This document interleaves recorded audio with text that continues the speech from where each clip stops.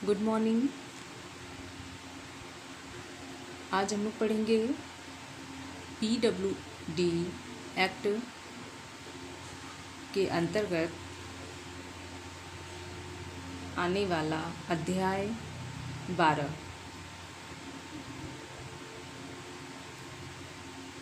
जिसका नाम है विकलांग व्यक्तियों के लिए प्रमुख आयुक्त। इस अध्याय में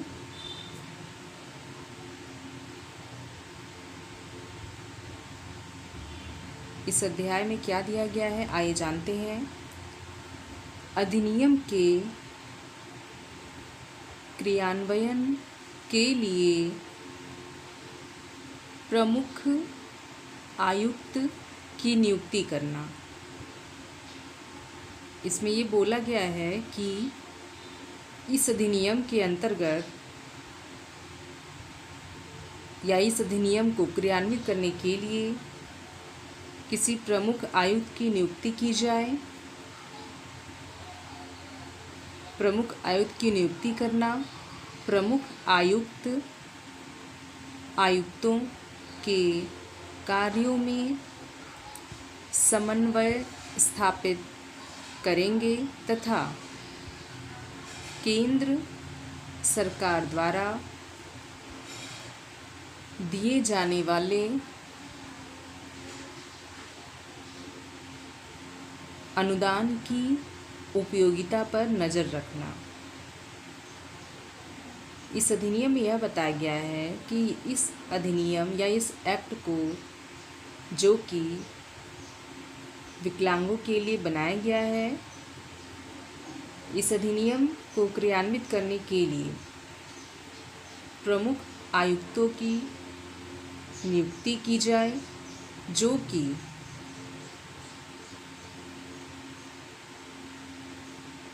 केंद्र सरकार द्वारा दिए जाने वाले अनुदान की उपयोगिता पर नज़र रखेगा। आगे इसमें दिया गया है कि इस अधिनियम के अंतर्गत अधिकारों की अवहेलना एवं क्रियान्वयन न होने के स्थिति में विकलांग व्यक्ति निम्न स्थानों पर शिकायत कर सकते हैं। इसमें बताया गया है कि इस अधिनियम के अंतर्गत विकलांगों के लिए जो जो अधिकार बताए गए हैं, जो जो सुविधाएं दी गई हैं, अगर वो अधिकार विकलांगों को नहीं दिया जाता है, उस अधिकार से वंचित रखा जाता है, या फिर उस विकलांग व्यक्ति को उस सुविधा से वंचित रखा जाता है, तो विकलांग व्यक्ति निम्न जगह शिकायत कर सकता है। जैसे वह केंद्र व विकलांग व्यक्तियों के मुक्त आयुक्त से शिकायत कर सकता है, और दूसरा राज्यों में विकलांग व्यक्तियों के आयुक्त से शिकायत कर सकता है। ये जो विकलांग व्यक्ति हैं,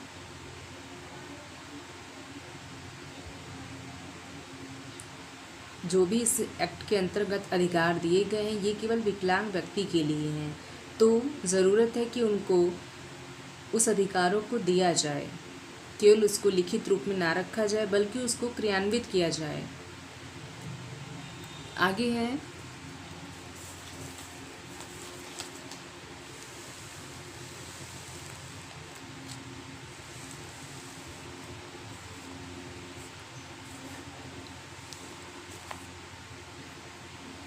प्रमुख आयुक्त एवं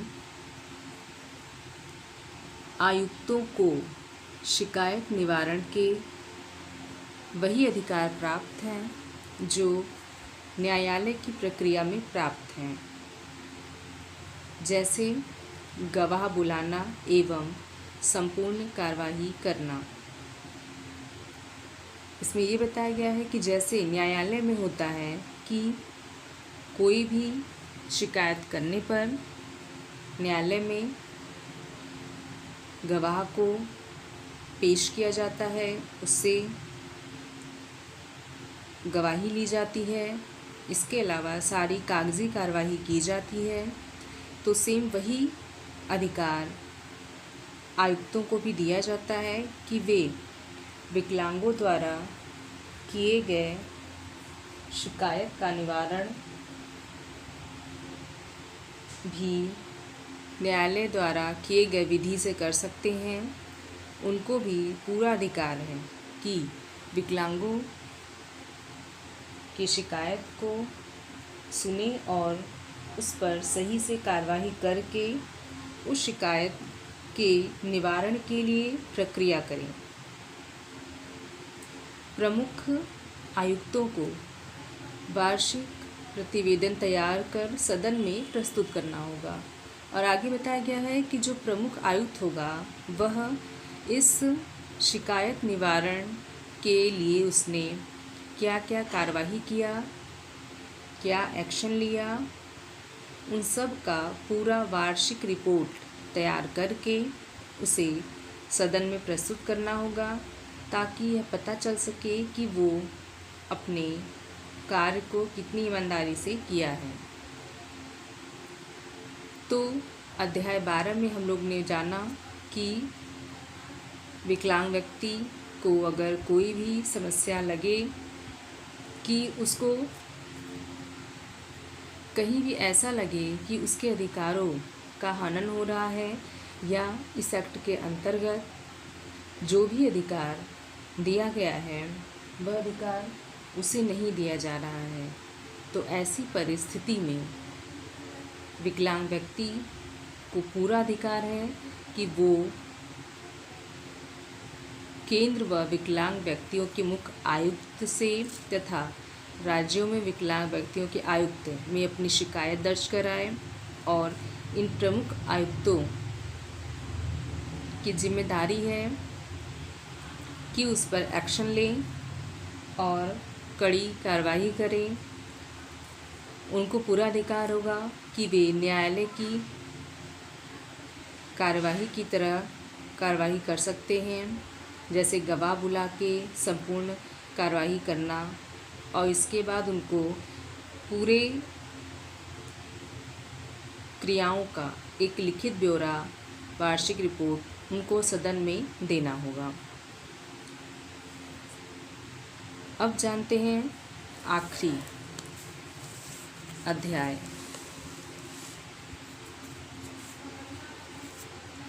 आखिरी अध्याय है अध्याय 13, जिसका नाम है सामाजिक सुरक्षा। सामाजिक सुरक्षा में क्या दिया गया है, आइए जानते हैं। शासन अपनी आर्थिक सीमाओं में विकलांग व्यक्ति के पुनर्वास का कार्य करेगा और जो सरकारी संगठन इस क्षेत्र में कार्य कर रहे हैं उन्हें भी शासन अनुदान देगा। इसे बताया गया है कि जो भी सरकारी संगठन है वो अगर विकलांग व्यक्ति के पुनर्वास के क्षेत्र में काम कर रहा है, विकलांग व्यक्ति के पुनर्वास के लिए कार्य कर रहा है या फिर विकलांग व्यक्ति को आगे बढ़ने में सहयोग कर रहा है, तो शासन उन्हें अनुदान देगा ताकि वह अपने इस क्रिया को बखूबी कर सकें। आगे है कि ऐसे विकलांग व्यक्तियों को बेरोजगारी भत्ता प्रदान करना जो विशेष रोजगार कार्यालयों में 1 वर्ष से अधिक अवधि से पंजीकृत हैं। यहाँ बताया गया है कि विकलांग व्यक्तियों को सामाजिक रूप से सुरक्षित करने के लिए यह कदम उठाया गया है कि विकलांग व्यक्तियों जो विकलांग व्यक्ति विशेष रोजगार कार्यालय में 1 साल से अधिक अवधि से कार्य कर रहा है तो ऐसे व्यक्ति को बेरोजगारी भत्ता प्रदान किया जाए। तो ये था PWD act, person with disability act 1995 का आखिरी अध्याय। इन सभी अध्यायों में अलग अलग विकलांगों की सुविधाओं की बात की गई है। जैसे किसी में उनके लिए रोजगार की बात की गई है किसी अध्याय में, तो किसी में उनके लिए सुविधाओं की बात की गई है, किसी में उनके लिए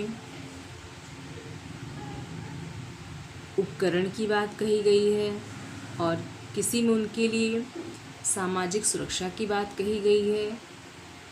सरकार ये सारे कदम इसलिए उठा रही है इस एक्ट के अंतर्गत ताकि विकलांगों की जो स्थिति दयनीय थी उसको सुधारा जा सके और विकलांगों को भी आगे बढ़ने का मौका दिया जा सके, क्योंकि बहुत पहले के समय में विकलांग व्यक्ति समाज से कटा कटा रहता था, क्योंकि समाज के लोग उसको स्वीकार करना नहीं चाहते थे। समाज के लोग के साथ साथ उसका परिवार भी अपने उस विकलांग बच्चे को, जो कि उनका ही अंग था, उसको भी स्वीकार करना नहीं चाहते थे, क्योंकि बहुत सारे माता पिता को ऐसा लगता था कि उनका विकलांग बच्चा उनके उन्नति में बाधा उत्पन्न करेगा और इसके अलावा ऐसे विकलांग बच्चे को पालने में बहुत ज़्यादा खर्चे आते हैं, बहुत ज़्यादा जिम्मेदारियां हो जाती हैं। इस कारण पहले के लोग अपने ऐसे विकलांग बच्चों को कहीं बाहर छोड़ आते थे या फिर उनके प्रति जो भी उनकी जिम्मेदारी है वो जिम्मेदारी वो बखूबी नहीं निभाते थे। इस कारण उनका विकलांग बच्चा मानसिक रूप से तनावग्रस्त रहता था और अपनी अक्षमता के कारण भी, क्योंकि उसको किसी भी तरह का पारिवारिक सहयोग नहीं मिलता था, तो इसलिए वह विकलांग बच्चा आगे भी नहीं बढ़ पाता था और इस कारण जीवन भर वह अपने परिवार पर ही जीवन यापन के लिए आश्रित रहता था, या फिर अगर उसको घर से निकाल दिया जाता था तो वह भिक्षावृत्ति पर आश्रित रहता था। इसी समस्या को देखते हुए वर्तमान समय में सरकार इनके लिए कई सारे ज़रूरी कदम उठा रही है ताकि इनकी परिस्थिति भी सुधारी जा सके और ये किसी पर आश्रित ना हो बल्कि आत्मनिर्भर रहें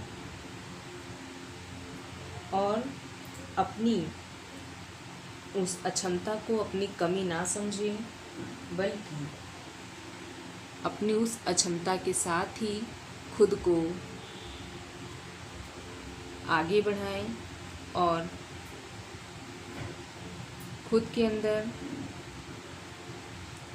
ऐसा कॉन्फिडेंट पैदा करें कि वह अपने परिवार की जिम्मेदारी खुद उठा सकें और आत्मनिर्भर बन सकें।